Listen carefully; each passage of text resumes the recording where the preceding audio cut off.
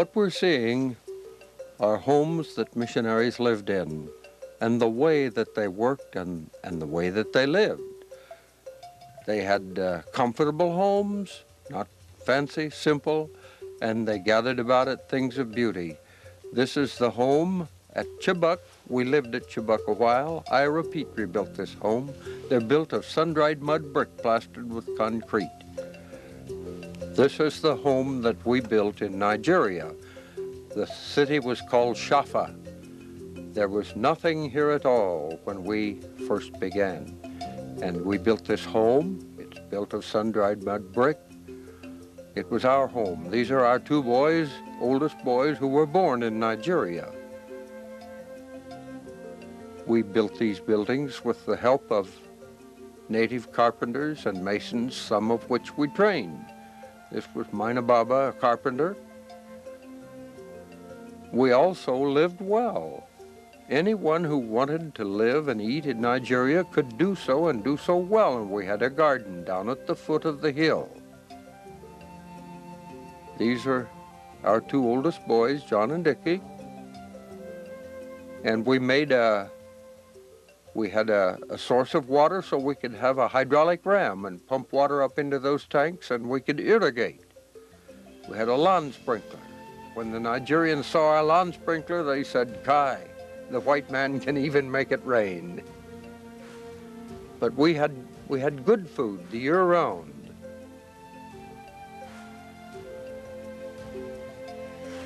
We could also buy food at the back door. Bananas in season were very inexpensive. I think this bunch probably cost 2 6, 2 shillings 6 pence, which would have been about 35 cents. And I'd get the money and give it to the cook. And, we have some people to help us inside the house, and I often let him do the buying because he could do it well. We also had a lot of good meat, most of which I got with my gun, and I enjoyed hunting. This is a water buck. It took quite an occupation to get a shot at this boy, but I did a lot of hunting, everything from different sizes of antelope to elephants. Killed one leopard. But this was very prized meat. We could preserve it and could can it. We could dry it. And that's a beautiful animal. Just as soon as we had butchered, the vultures moved in and cleaned up everything. However, this picture was made in East Africa by a friend of ours. Not only did we eat the kind of meat that you think we would learn to eat, but we also eat crocodile chops. This crocodile lived in the small stream close to the station, and the African told me about him, and I went down with a handgun and wasn't able to finish him off quite, so I dragged him up in the lawn, and this is a picture we took. We finished him off and dressed him out. These are native chickens, just as they were. See the native chicken house in the background? They carried a lot of disease. They nested 2 or 3 times a year. We knew that we could improve their diet if we crossed them, and there are the Leghorn roosters we got out of England to cross the native chickens with. We had quite a poultry project. We didn't put the chicks out with hens, and the Africans said, "You'll fail, they'll all die," and they did, because we couldn't go to the feed salesman and buy protein supplement like we can here. And the African said, "What you need to do is feed them termite larvae," and that's what I'm feeding. These were very high in protein, and we had very successful poultry projects going. So we could share improved chickens, very much improved. And that's termite larvae that they're eating. This doesn't look like a hospital or a medical clinic, but in this little building we kept all the supplies for ulcers, for eyes, pink eye, conjunctivitis, skin problems, bites of all kinds. One time a little girl came with her hand terribly burned, and I am not a nurse, but I took care of it and put Vaseline on it, kept it bound, but the fingers grew together. This is a mistake I made. So I had to call the doctor up about 30 miles, and he had to snip the tissue between the fingers. Then he showed me how to lace the Vaseline gauze between the fingers until the hand was healed. There was a lot of hunger in Nigeria. Most people, even most of our missionaries, would have said, oh, they have plenty to eat. But I often said to them, you eat their diet and see how you like it. Here are women suffering from protein deficiency.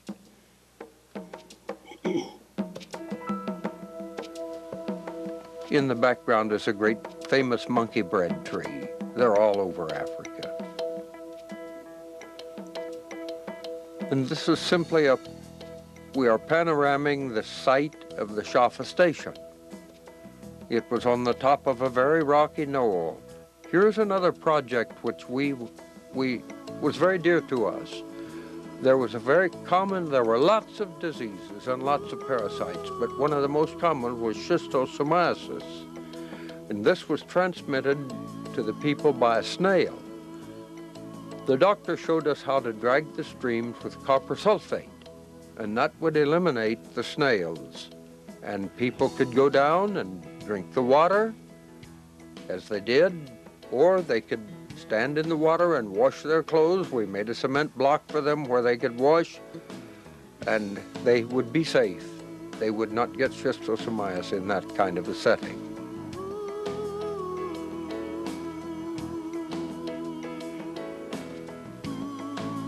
Beside that stream, we dug a well where everybody could come and get pure water. Periodically, Anne would go down and disinfect the water, purify it with Clorox. Women had to carry the water a long way for their cooking, and it always bothered me to see them feeding the baby with the same hands that had cleaned the goat stable or had pounded mud on the floor of their house. So I taught them to make a little stand and put a little tin of water there so they could wash their baby's hands and wash their hands before they fed their children. As we panorama around over the hilltop, the new church, not yet occupied, comes into view. Everywhere were goats and sheep grazing in the dry season. Coming into view is the elementary school buildings, and there are elementary students. First thing we did was build a home. At the same time, I was building school buildings. There's my horse. I wish I had him here today. I rode him as a stallion. He was Arabian. Excellent horse.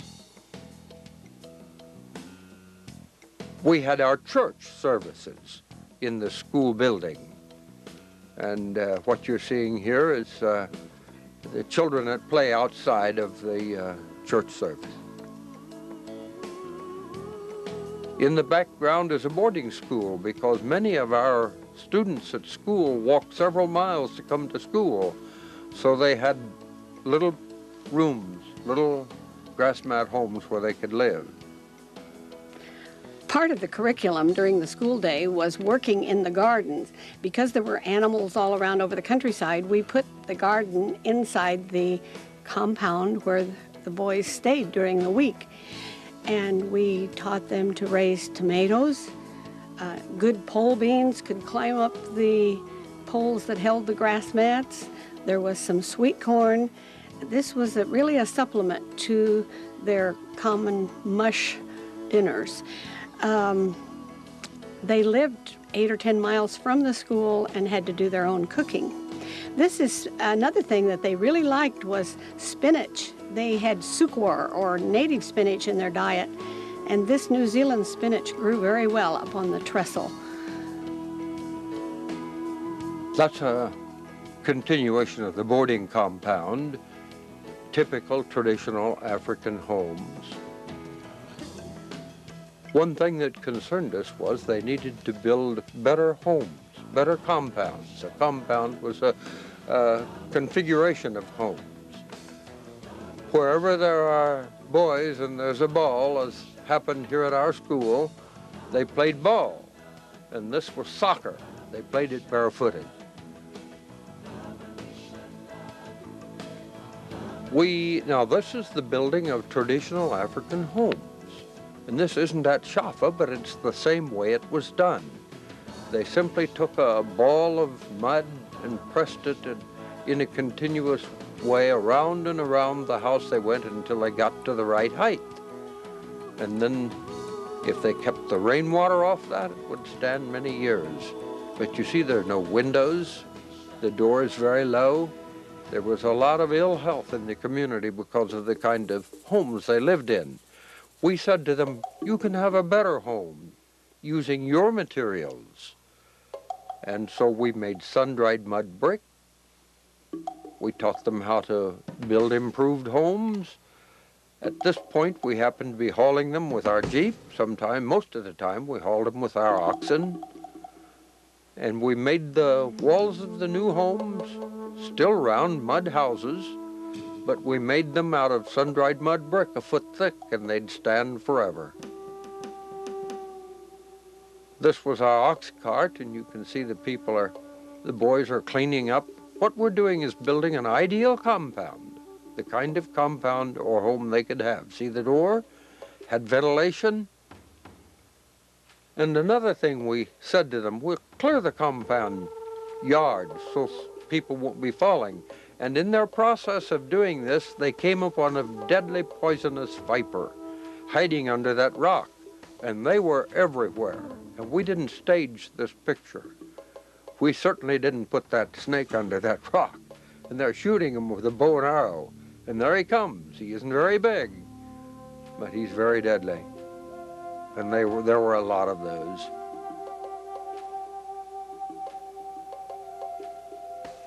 Another thing that we said, they had cattle, quite good cattle, but their management was really very poor. So we decided we would keep cattle for two reasons. First of all, Anne raised orphans, and she needed a lot of milk. If a mother would die, the babies died, so we needed milk. The second thing, I knew we could teach them much better cattle management, and that's what we did. It's a long story how we got the herd of cattle together, but very carefully we got the cattle together and had them a long time. And one thing I said to them, now when our calves are born, we're going to wean them, and we'll feed them in a bucket and milk the cow. And they were aghast. Why, they said, that'll never work. The cows will dry up. I said, that's what I want to know. If the cows dry up, we'll sell them, because we want cows that are not so maternal, so they will have a calf every year. And so they'll produce a lot of milk over the course of many years. And this is our herd. You can see it was very rocky. A lot of hard work went into the care of the cattle. Where you have small children, every farmer knows that, and small animals, the children and the animals like to be together. Here's a plow that I built. It's a very important plow. That's made from my grandfather's old moldboard and share. My father sent it, and I built the frame from 2x6 lumber. Now here's one use for the milk we produced. I recently heard from this baby who has now grown to an adult. This is his grandmother who brought him to receive milk. Every morning she came with her jar. Our cook scalded it out with hot water. I knew they could never raise a baby with a bottle because they couldn't keep a bottle clean, so I taught them to drink with a cup. What you have here is a man's family coming to him saying, we want more food. And he and his wife go and look at the granary, and there isn't any. And he looks at his old hand hoe and he says, how can I feed my family with this implement? We knew there was a better way. We talked about God-loving people and people-loving people. So there was really no recourse but to farm in a better way than what you see a man doing there with a hand hoe on a rocky hillside. So I built that plow that you saw back there, and I also imported ridging plows from England. and with these we taught them to plow. When I told these men I wanted to teach them to plow, there was no word in their language for plow. So I had to say, "Itberhipagiri kagiri tuwakatla." I want to teach you to plow with oxen. To which one man said, "How can an ox hold a hoe in his hands?" This is traditional corn. In the midst of rocks, it did produce enough, but it produced enough for marginal living. Yonder in the distance is the Howell River Valley with an abundance of unused, fertile soils. Our purpose was to teach them to plow and find a way so they could farm down in that beautiful Howell River Valley during the farming season.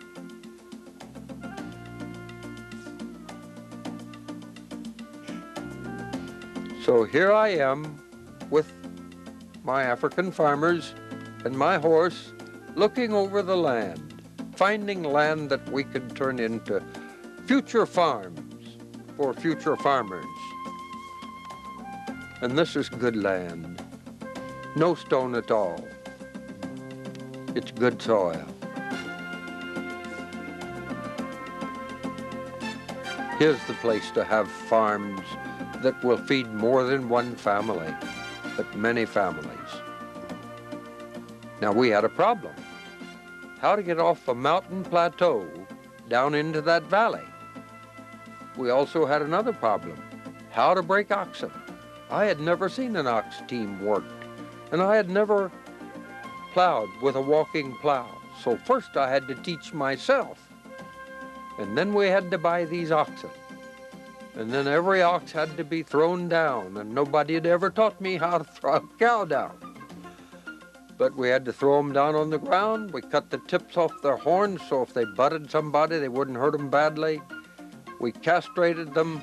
We punched a hole through their nose and put a permanent rope around through there, and that way we could control them. So here was the way I did it. Nobody taught me this. I had to discover it myself. We threw the rope around and tied his back legs, and the men pulled one direction,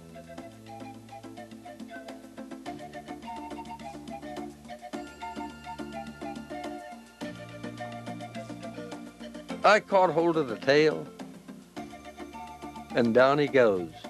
Quite a struggle, but we got him down. We broke out enough oxen for 7 farmers, 14 oxen. And I must say that this project, Ann and I paid for ourselves. We didn't have the backing of the mission on this. First you take a sharpened spiked nail that's been disinfected, and you punch a hole through that thin part between his nostrils. And then you enlarge it with a disinfected stick. All of these are my crude implements which I invented and made. And then you thread the rope through there, and the rope is full of disinfectant. And when you tie that rope around behind his horns and in front of his ears, you can control that oxen in every circumstance. We're getting them ready to teach them how to plow. Now this was a naturally gentle oxen. This bull was a different matter. He was belligerent. If he hadn't been securely tied to the tree, he'd have tried to kill us. But he broke into one of the best oxen that we had. He was strong.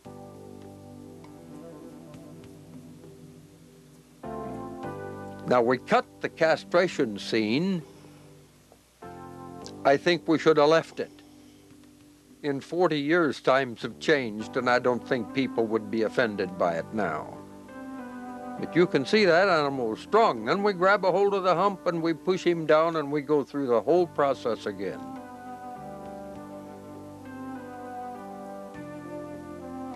It was a big job. Weather was hot.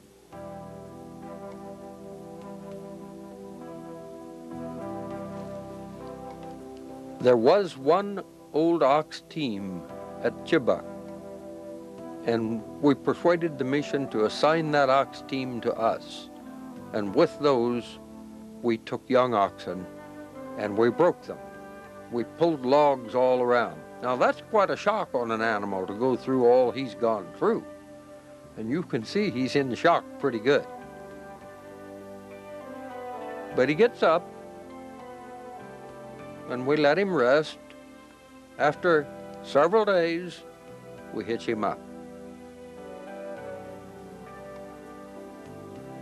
But when I was gone, the men got in a hurry and they said, we're going to break 2 new oxen at the same time. So they hitched him up, as you can see, and they went round and round and round, and they got very little done. I told them they had to hitch one up with an old trained ox. And they got very little done. They had to go back to the way I told them they should do it, but they ended up caught in a wait-a-bit thorn tree. Go back to our story and pick it up. How do you get these farmers from a rocky mountain plateau down into a river valley, a long drop in altitude? I did days and days by horse, hunting for a way I could go downhill without going downhill. And this is the road that we built. And when we were about through building the road, we had a word from the doctor at Garkida at the hospital saying, there's an epidemic of smallpox out there. Do you think if we'd teach you, you folks could go out there and vaccinate people for smallpox? So we said to the villagers, we'll have a clinic and vaccinate people for smallpox if you'll help us put the road through. And that's how we got it through. And that's our 1949 four-wheel drive Jeep truck going down into the valley. Here's the river valley. We're there now with our Jeep. Fertile soil, unused, in abundance. Those are what we call imperial palms. The nut was not necessarily good for eating. However, they would plant it and eat the sprouts. And that's Ann and the 2 older boys who were born in Nigeria gathering palm nuts. I really don't know why we gathered those palm nuts. Now this is back up on top of the mountain. We found a place fairly free of stone, quite large, and here we taught them to plow, and we are using a ridging plow, not a moldboard plow. And when Ann first saw this, I was very proud of my plowing, and I took her up there and she said, do you call that plowing?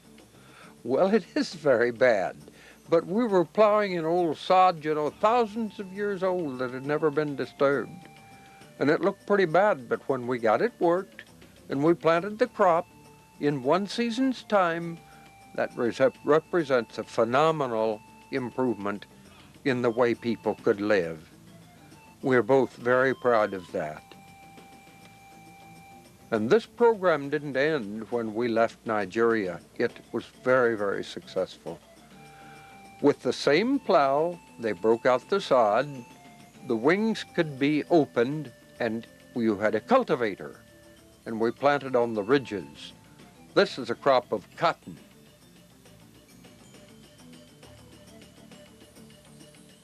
That's our son Dickie when he was a little boy.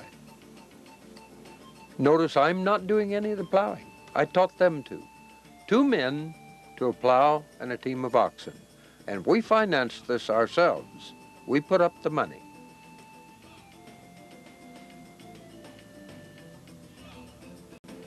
I think it looks pretty good. I'm proud of it.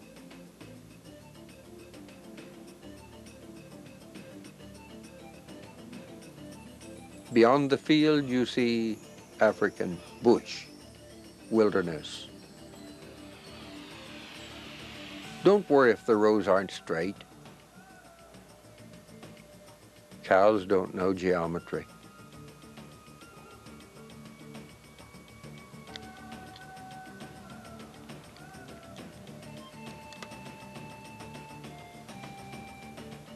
The men became very proficient at this type of farming.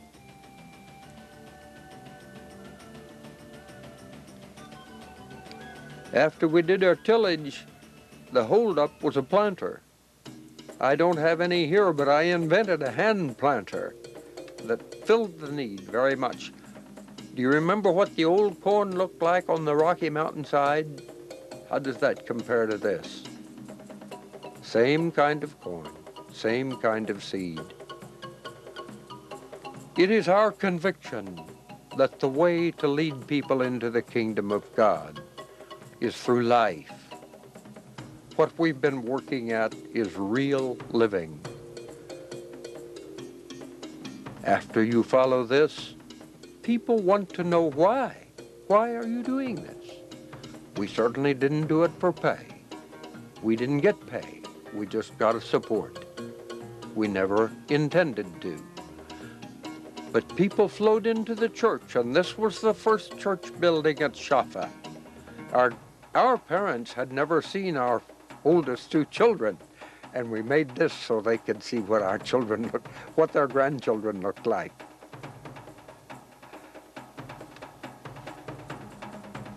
When you built, first you put up the sun-dried mud brick and made the walls. Then you put up the rafters.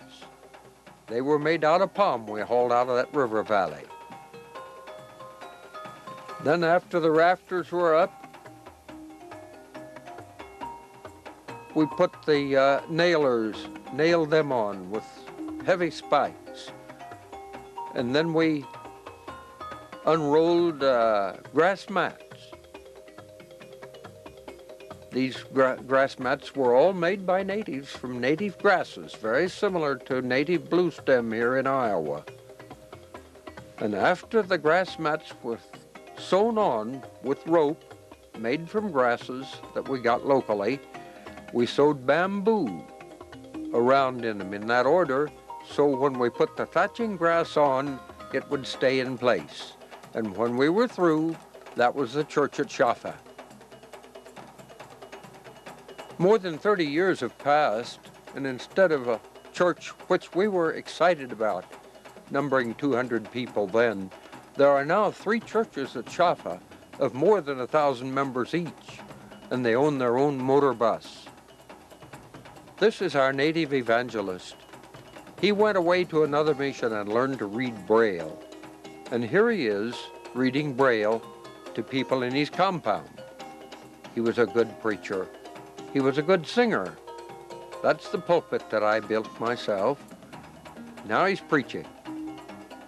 Now he's leading the closing hymn.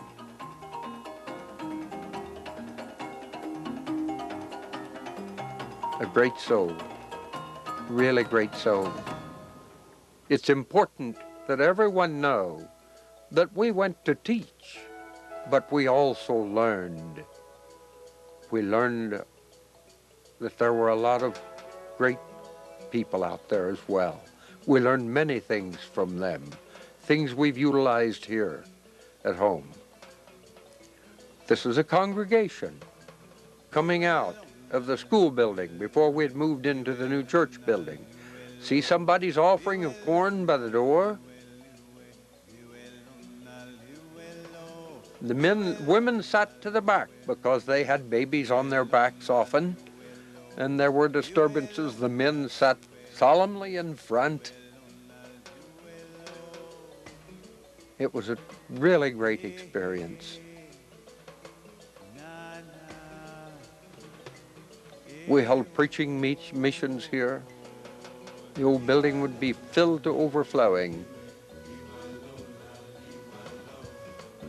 And just like a country church here in America, when church was over, they didn't rush home. They didn't get in their Fords and Dodges and whatever and rush off home. They stood around and visited, and they visited about everything you can think of. One of our evangelists had a horse, and he was having a problem with the saddle. You'll see him coming here with the girth. What shall I do? We tell him to get it fixed, but here, now notice they're not in the kind of hurry we are. They don't say hi and run, or it's okay and go. They stand and they shake hands 3 times and touch their hearts, a symbol of sincerity. And that was the Boer tradition. They didn't learn it from the Christian faith. And the women had the most beautiful greeting. You'd see old women on the path curtsying to each other like that. And they'd ask about everything you can think of. Are they well? Are they well? And of course, I shook hands with them, and Anne curtsied to them, as she is here.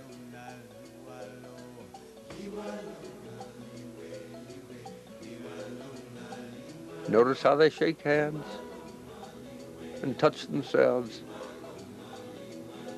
I think that's beautiful. I think I might wish we'd do that here.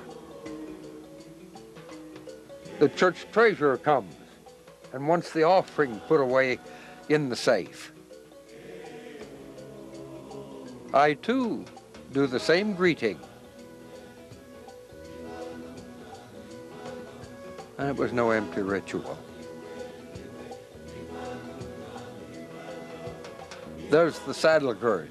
What shall I do with it? I had a man that could repair it. Here's one of the women, the grandmothers, that had a little baby that would have died, her grandchild. And Anne had milk and taught them how to feed those babies from a cup, tiny new little babies. She has a whole bunch of little kids out there that are men and women with families themselves. Now it's time to get in the car and go home.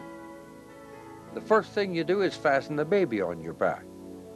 You have no pins, no buttons, no zipper. You loosen your long garment, slip it up over the baby, a twist of the wrist, and that baby's on. He won't fall off. Isn't that nice? When the whole program is pursued, at the fruit of that kind of program are people coming into the kingdom of God, asking to be baptized. The Church of the Brethren practiced immersion, as Baptists do of their form of baptism, but they baptized forward 3 times in the name of the Father, Son, and Holy Spirit. And this is a baptismal service on the banks of the Howell River. There's the founder of our mission, already old, Stover Culp, instructing the applicants for baptism. Notice at the end of the line is a missionary's little girl ready for baptism as well. The white man baptizing here is Ivan Eikenberry, one of our fellow missionaries. This happened at one of our main stations at Garkida on the Howell River. Pajina wala takusi anti tata hirshangambru tuwampika bilinadi Yesumbante shangambru Yesukumbante shangambru Yesukumbante shangambru La barngini helsinta Yesumbante shangambru.